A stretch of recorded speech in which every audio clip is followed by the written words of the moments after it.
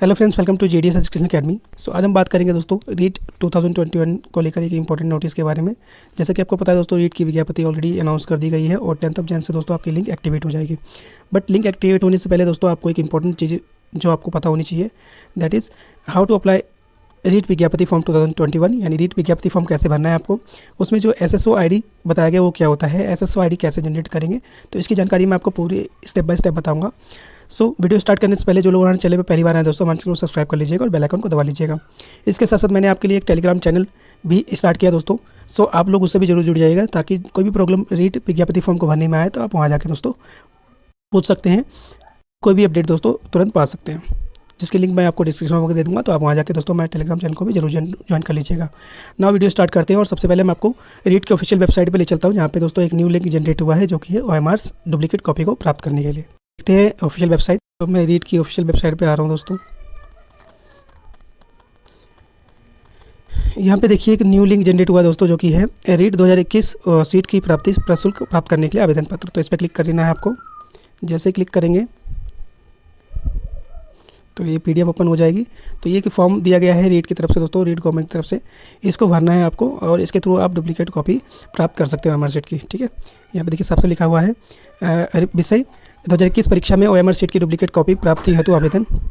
इसके साथ लिखा हुआ मुझे रीट 2021 की परीक्षा की OMR सीट की डुप्लीकेट प्राप्ति की आवश्यकता है, तो विवरण देना है। यहाँ पे आपको फॉर्म नंबर डालना है, रोल नंबर डालना है, लेवल डालना है, प्रथम या द्वितीय, नाम, पिता का नाम, माता का नाम, दिनांक, और यहाँ पे आपकी डिटेल फिल करनी है दोस्तों। ठीक है, और कृपया उपयुक्त दिए गए पते पे OMR सीट को भेज देना है। तो ये डेट, मोबाइल नंबर डाल के हस्ताक्षर करके आप भेज दीजिएगा सिंपली।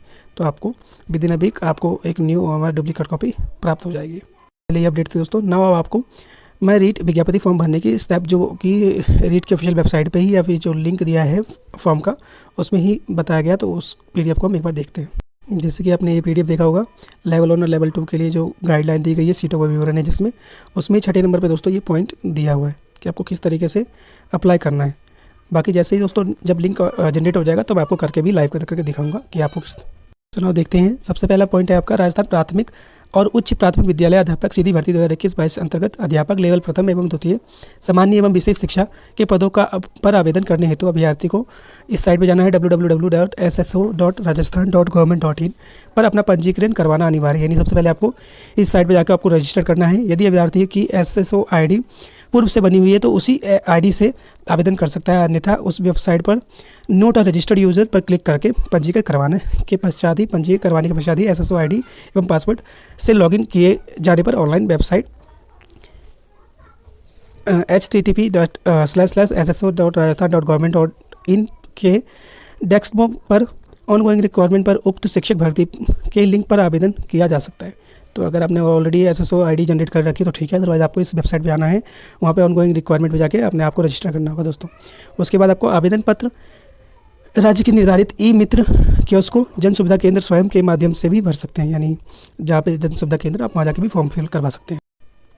इसके साथ आवेदन पत्र भरने वाले प्रत्येक आवेदक, चाहे आवेदक स्वयं ही ऑनलाइन लॉगिन आवेदन करके या ई-मित्र जन सुविधा केंद्र से ऑनलाइन करवा के को निर्धारित आवेदन शुल्क 30 रुपये प्रति GST जमा करवाना होगा और ऑनलाइन आवेदन पत्र को भरने के लिए अनुदेश विभागीय वेबसाइट पर उपलब्ध है।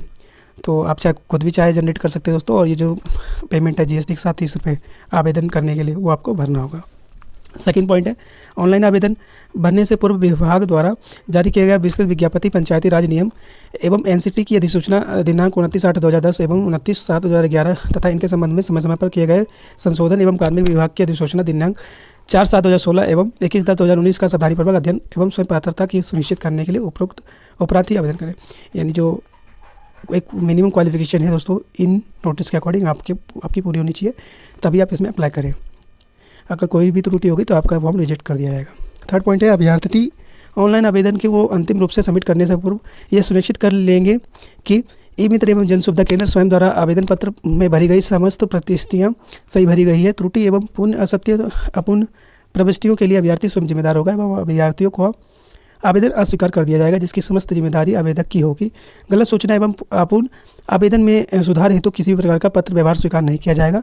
गलत सूचनाएं एवं अंकित करने एवं कूट चरित्र दस्तावेजों के अपलोड करने पर अभ्यर्थियों के विरुद्ध कानूनी कार्रवाई अमल में लाई जाएगी और आवेदक के द्वारा ऑनलाइन आवेदन में भरी गई प्रविष्टियों को सही मानकर विभाग द्वारा आगामी कार्रवाई की जाएगी।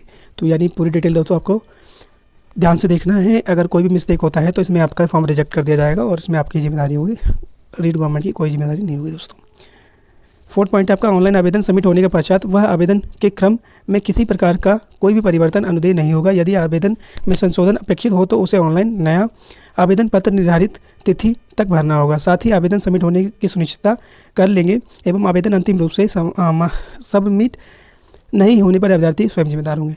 तो आपको सारी डिटेल देखने के बाद ही ऑनलाइन सबमिट करना फॉर्म, और इसमें कोई करेक्शन नहीं होगा दोस्तों, तो आपको ध्यानपूर्वक ही फॉर्म को भरना होगा।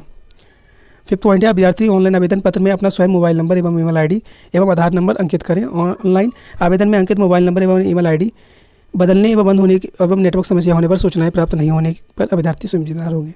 तो आपको वही वैलिड नंबर डालना है जिस पर आपको OTP वगैरह जनरेट होगा। ईमेल आईडी आपको बिल्कुल करेक्ट डालना है जो आप यूज़ करते हैं। 6 पॉइंट है अभ्यर्थी विभाग द्वारा निर्धारित समय सीमा में ऑनलाइन आवेदन की अंतिम दिनांक का इंतजार न किए हुए बिना ऑनलाइन आवेदन करें, अन्यथा किसी प्रकार की कोई भी नेटवर्क एवं अन्य समस्याओं के कारण आवेदन सबमिट नहीं करने पर विभाग की कोई जिम्मेदारी नहीं होगी और संबंधित अभ्यर्थी ही जिम्मेदार होगा। तो जैसा कि आपको 10 जनवरी से दोस्तों फॉर्म स्टार्ट होगा टिल 9 फ़रवरी, तो आपको इन डेट्स से पहले अपने फॉर्म को सबमिट कर देना है।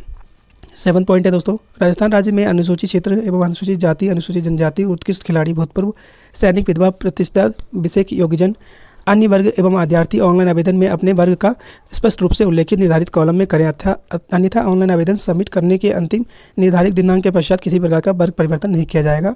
और एवं अभ्यर्थियों को जो स्वयं के वर्ग का स्पष्ट उल्लेख नहीं करते हैं तो वर्ग विशेष का लाभ विज्ञापति पदों हेतु देय नहीं होगा। एवं ऐसे अभ्यर्थियों द्वारा जिस श्रेणी वर्ग में ऑनलाइन आवेदन भरा है से संबंधित प्रमाण पत्र, दस्तावेज अथवा समय प्रस्तुत नहीं करने पर आवेदक अभ्यर्थी का ऑनलाइन पत्र निरस्त एवं कर दिया जाएगा।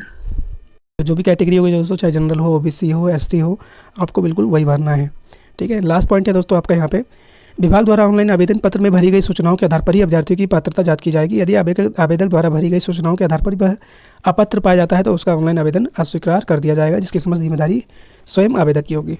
तो कोई भी डिटेल दोस्तों अगर गलत हो जाता है तो इसकी जिम्मेदारी आपकी होगी और आपका फॉर्म रिजेक्ट कर दिया जाएगा।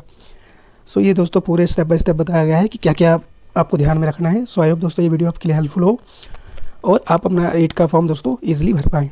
इसके साथ दोस्तों मेरे टेलीग्राम चैनल पर जरूर जुड़ जाइएगा। जैसे 10 तारीख को 10 जनवरी को दोस्तों लिंक ओपन हो जाएगा, मैं आपको लाइव भी करके दिखाने वाला हूँ कि फॉर्म आपको किस तरीके से भरना है। सो यही वीडियो दोस्तों मुझे आप लोगों तक पहुँचानी थी। So thank you so much and all the best for your